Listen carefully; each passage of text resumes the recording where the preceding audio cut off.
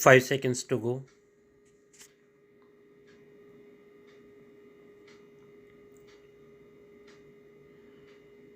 Start.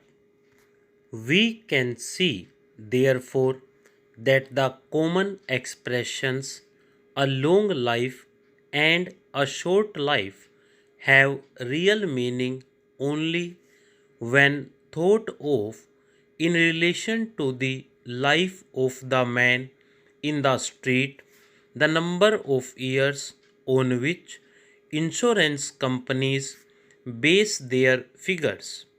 But we seem at present ready to ask questions and willing to hear the answers. So let us ask one or two further questions. What do the words long and short mean when used in regard to distances? What do we mean when we say a place is near or far? When we say a thing is of light weight or is heavy? When we say that we are moving more or less quickly?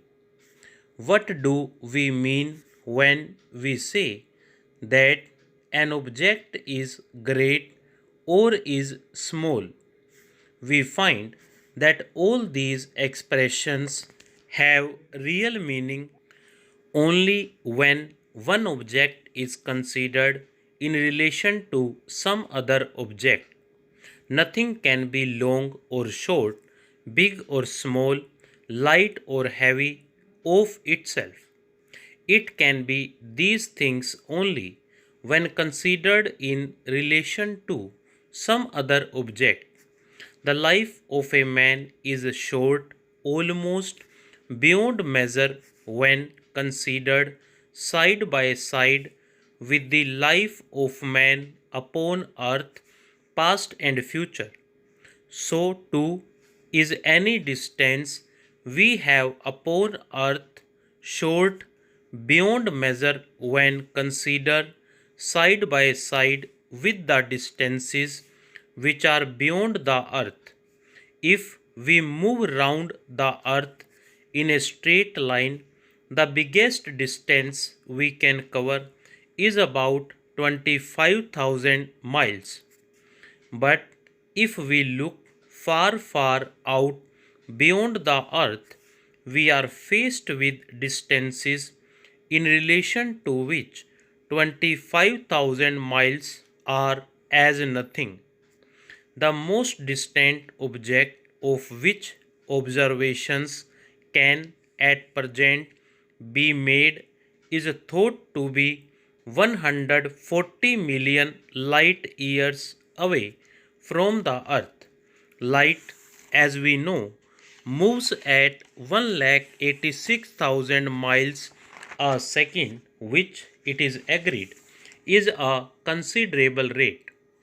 1 light year is the distance which light covers moving throughout the year at a rate of 1,86,000 miles a second.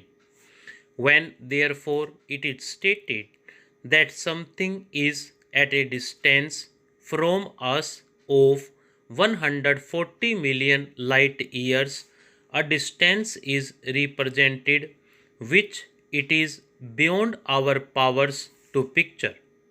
Our earth is large if measured by other objects upon the earth, but it is a small thing of no importance whatever when measured by objects outside the earth, when measured by the size of some of the great masses of burning matter which we see as points of light above us at night.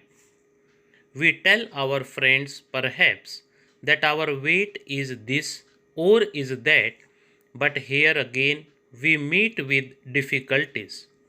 Our weight is different in different parts of the world, while if we found ourselves on a body smaller than the earth, we should be so light that we could move about with an ease impossible here.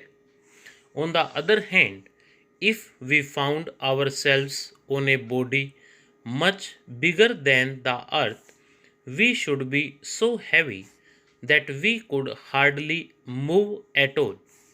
We read in the newspaper that a plane has reached the wonderful rate of over 600 miles an hour.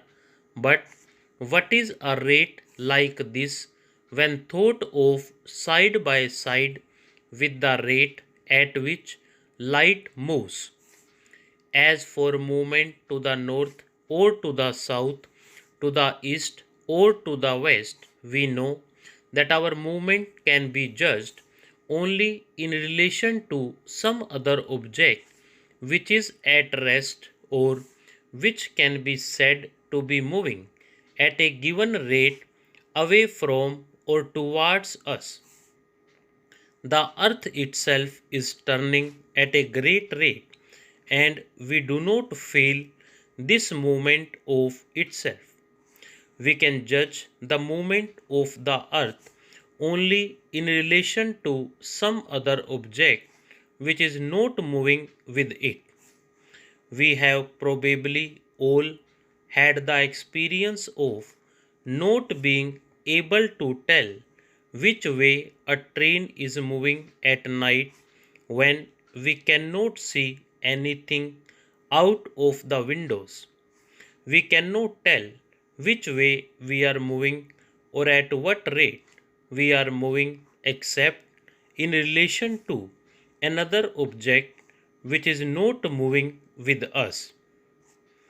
And so we find that many of the common expressions of daily life have no meaning in themselves and become real for us only when considered in relation to some other fact or object.